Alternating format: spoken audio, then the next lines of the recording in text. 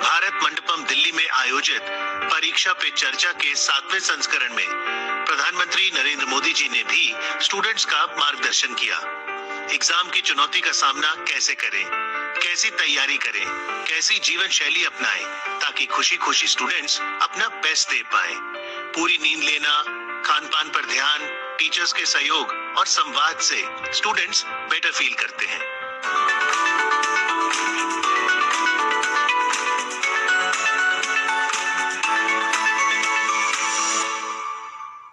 तो विद्यार्थी परीक्षाओं को उमंग और उत्साह के साथ कैसे दें, इस विषय पर बातचीत के लिए डीडी मॉर्निंग शो साथ हैं डॉक्टर सलोनी गुप्ता, प्रिंसिपल भारती कॉलेज दिल्ली विश्वविद्यालय। नमस्ते मैडम। नमस्ते।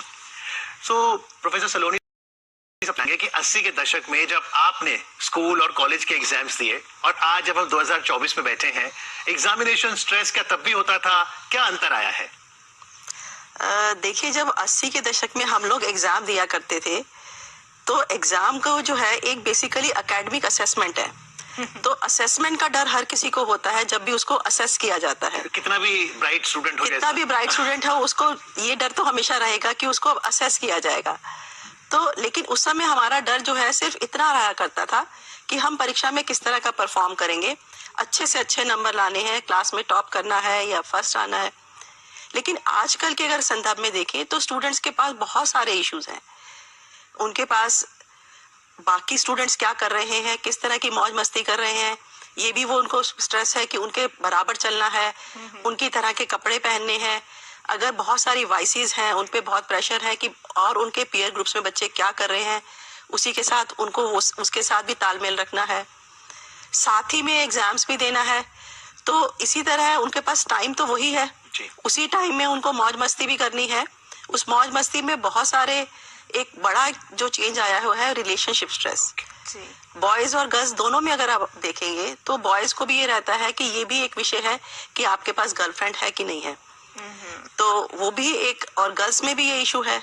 तो जिनके पास अगर वो इस तरह की रिलेशनशिप नहीं है तो ये भी एक वो स्ट्रेस है, उनका कारण है। तो उससे उनका जो एग्जाम का स्ट्रेस है वो मल्टीप्लाई हो जाता है। जी, तो कई स्टूडेंट्स आपके पास आते होंगे कि उनको एग्जाम को लेकर स्ट्रेस हो रहा है, वो कहते हैं ना एग्जाम ब्लूज, वो फील कर रहे हैं। तो ऐसे में क्या सजेशन आप देती हैं और सबसे मेन इशू क्या नजर आता है आपको उनके साथ? देखिए, अगर किसी भी विद्यार्थी का टाइम मैनेजमेंट अच्छा है, उसने शुरू से ही तैयारी की है, क्लासेस प्रॉपरली अटेंड की है, तो वो लास्ट में पैनिक नहीं करता। लेकिन ये जनरली प्रॉब्लम्स आती है कि बच्चे पहले, अगर मैं कॉलेज की बात करूं तो कॉलेज में क्लासेस को बंक करते हैं और उन्होंने पूरा साल तैयारी नहीं की और लास्ट में आके उनको स्ट्रेस आता है कि अब इतना सारा कोर्स कैसे किया जाएगा। तो उसके लिए भी ठीक है अगर वो उन्होंने नहीं भी की है। वैसे तो अगर हम ये हमेशा बच्चों को एडवाइस करते हैं कि आप धीरे धीरे साथ साथ तैयारी करते रहिए, और इसके लिए समय समय पर हम टेस्ट भी लेते रहते हैं, यूनिट वाइज टेस्ट होते हैं। तो यूनिट वाइज टेस्ट होने से बच्चे की टाइम टू टाइम तैयारी होती रहती है। फिर भी लेकिन बच्चे को पूरा सिलेबस एक बार करने का स्ट्रेस आता है जी। तो उसके लिए भी उनका अगर लाइफ मैनेजमेंट अच्छा है, टाइम मैनेजमेंट अच्छा है, अपने वो कोर्स को डिवाइड करके, पेपर्स को डिवाइड करके, लाइफ उनकी सॉर्टेड है। लाइफ सॉर्टेड है मतलब कि उनका लाइफस्टाइल अच्छा है, कि उनके स्लीपिंग आवर्स प्रॉपर है, खाने का जो स्टाइल है वो उसमें हेल्दी फूड है। क्योंकि आजकल जो है ये सारे इश्यूज, फिजिकल और मेंटल इश्यूज सारे आपस में इंटर रिलेटेड है। जी, बिल्कुल। तो अगर आपकी फिजिकल हेल्थ अच्छी है तो मेंटल हेल्थ भी अच्छी होगी, आप स्ट्रांगली इस चैलेंज को भी हैंडल कर सकते हैं। जी, तो जैसा डॉक्टर भारती ने कहा कि बहुत जरूरी है कि हम अपनी जीवन शैली को ठीक रखें। पर अगर हम बात करें कि आपको कौन सा सब्जेक्ट ज्यादा पसंद है, भावना, अगर मैं आपसे पूछूं कि जब आप स्कूल में थी आपका फेवरेट विषय कौन सा था? इंग्लिश। और कौन सा विषय आपको बिल्कुल पसंद नहीं था? मैथ्स। तो मैम, ये जो स्ट्रेस है ये एग्जाम का स्ट्रेस होता है या कोई एक पर्टिकुलर सब्जेक्ट का स्ट्रेस होता है? देखिए, दोनों तरह के स्ट्रेस होते हैं। एग्जाम में हमें स्ट्रेस क्यों आता है? एग्जाम में स्ट्रेस होता है कि हमें पता नहीं है, एम्बिग्यूटी है कि एग्जाम में क्या आएगा।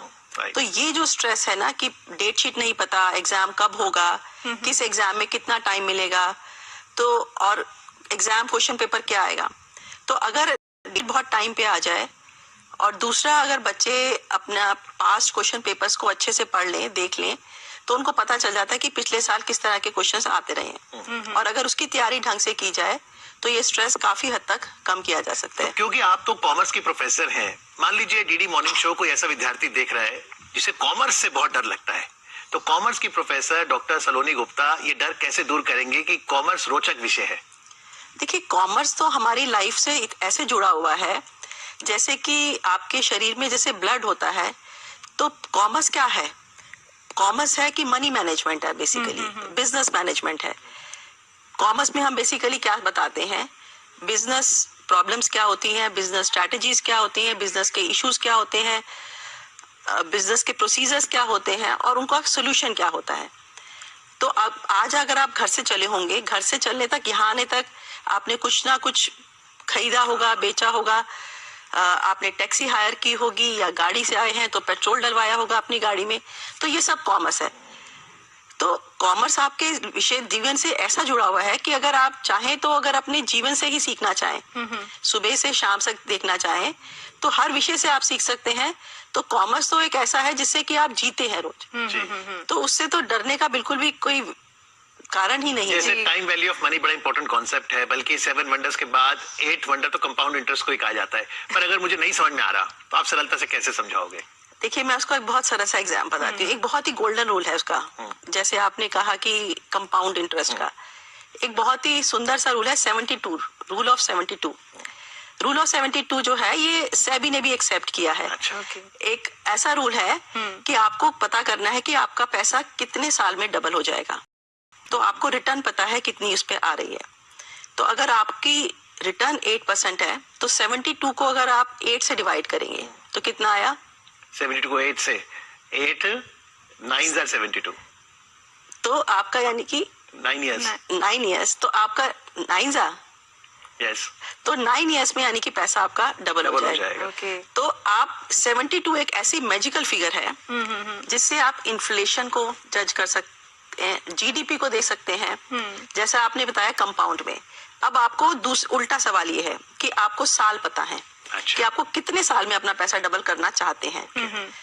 8 साल में अगर आपने, जैसे आपका आंसर था कि 9 साल में आपको अपना पैसा डबल हो रहा है, तो आप 9 से डिवाइड कर दीजिए 72 को। अच्छा, तो यानी कि आपको मिनिमम 8% रिटर्न कमानी है। तो आपको अपना पैसा ऐसी जगह पे लगाना है कि जहाँ पे मिनिमम रिटर्न 8% हो, तो अपने आप 9 ईयर में हो जाएगा। तो बात तो जीडीपी पे भी अप्लाई होता है कि अगर हमारा जीडीपी ग्रोथ रेट की आजकल बहुत चर्चा हो रही है, अगर 6% जीडीपी रेट है तो आज के जीडीपी को जो 72 को आप 6 से डिवाइड कर दिया आपने, तो ये आ गए आपके 12 साल। तो 12 साल में आपकी जीडीपी डबल हो जाएगी। जी बिल्कुल। तो डॉक्टर साहब, जैसे आप समझा रहे हो, ये एक इंटरेस्ट तो धीरे धीरे बनेगा क्योंकि बहुत बड़ा विषय है। लेकिन एक सवाल चलते चलते हम जरूर पूछेंगे, एग्जाम में हम आदर्शों का भी पालन करें, चीटिंग बिल्कुल ना करें। तो हम में से अगर कोई फर्रे बनाता है या कोई स्मार्ट वॉच लेके आ गया, क्या हिदायत देंगे आप? देखिए, पहले तो अगर आपने अच्छे से तैयारी की है तो आपको इन सब चीजों की जरूरत नहीं पड़ेगी। और मेरी ये हिदायत ये है कि आप देखिए, आप चीटिंग किस लिए कर रहे हैं? चीटिंग इसलिए कर रहे हैं कुछ मार्क्स एक्स्ट्रा आ जाएं जी, और आपकी जो आपको लोग जज करते हैं मार्क्स के बेसिस पे, आपको अच्छे से वो आपको अच्छा माने। लेकिन जब आप चीटिंग करते हैं तो पहली बात तो आप खुद अपने आप को जज करते हैं, तो आप अपनी नजरों में गिर जाते हैं कि आप एक गलत काम कर रहे हैं। बिल्कुल। दूसरा, आपके जो आगे पीछे बैठने वाले दोस्त हैं वो सब भी जानते हैं कि आपने ये चीटिंग करके की है। तो अगर आपने चीटिंग की है तो आप उनकी नजरों में भी आप बड़े नहीं बनेंगे। और चीटिंग करके जितना टाइम आपने वो फर्रे बनाने में लगाया है, और अभी हमारे मोदी जी ने भी बताया है कि अगर आप लिख के प्रैक्टिस करते हैं तो आपकी तैयारी अच्छी हो जाती है। तो जितना टाइम आपने फर्रे बनाने में लगाया है, अगर वो आप लिख के तैयारी कर लेते तो वो क्वेश्चन तो आपका वैसे ही तैयार हो जाता। लेकिन रही बात स्मार्ट वॉच की और मोबाइल की, तो आजकल बच्चे स्मार्ट हो गए हैं। हम एग्जाम्स में स्मार्ट वॉच चॉइस बिल्कुल भी अलाउ नहीं रखवा दिया जाता है। अच्छा मैम, एग्जाम के टाइम पर भी टाइम मैनेजमेंट बेहद जरूरी हो जाता है क्योंकि उस दौरान तो आपको एक एक पल कीमती होता है। तो वो कैसे मैनेज करें? वो बहुतों को पता ही नहीं होता कैसे टाइम मैनेज करें जब एग्जाम अटेम्प्ट कर रहे हैं। नहीं, एग्जाम में आपका जितने घंटे का पेपर है आप उसमें 5 या 10 मिनट शुरू के रखिए पेपर को पढ़ने के लिए, समझने के लिए। वो आपका टाइम का खराब नहीं है। 10 मिनट आप जरूर रखिए कि पेपर को अच्छे से पढ़िए, समझिए। एक बार नहीं 2 बार पढ़िए, क्वेश्चंस को आइडेंटिफाई करिए कि जो आपको अच्छे से होती हैं कीजिए। तो फिर बचा हुआ टाइम है, आपको जितने क्वेश्चंस अटेम्प्ट करने हैं उससे आप डिवाइड कर लीजिए और आप अपनी एक टाइम लिमिट बना लीजिए कि मुझे इस क्वेश्चन को इतने टाइम में खत्म करना है किसी भी तरह से। जी बिल्कुल। और देखिए कैसे ये जो इंटरव्यू का टाइम था वो भी संपन्न हो गया। और टाइम मैनेजमेंट बहुत जरूरी है, लाइफस्टाइल मैनेजमेंट बहुत जरूरी है। और आज कार्यक्रम में आके ये टिप्स साझा करने के लिए सलोनी मैम आपका बहुत बहुत आभार। Thank you very much. Thank you. And we like to extend all the best to the students who will be appearing in the exams. Exactly, बहुत जरूरी होती है शुभकामनाएं जब हम एग्जाम के लिए अपियर होते हैं। तो हमारी तरफ से आप सभी को शुभकामनाएं। और अभी आगे बढ़ते हैं। जैसा कि 4 फरवरी को वर्ल्ड कैंसर डे मनाया गया, तो इसी को लेकर आज बातचीत करें। रिगार्डिंग अवेयरनेस बेहद जरूरी है, जिसकी अभी लोगों में बेहद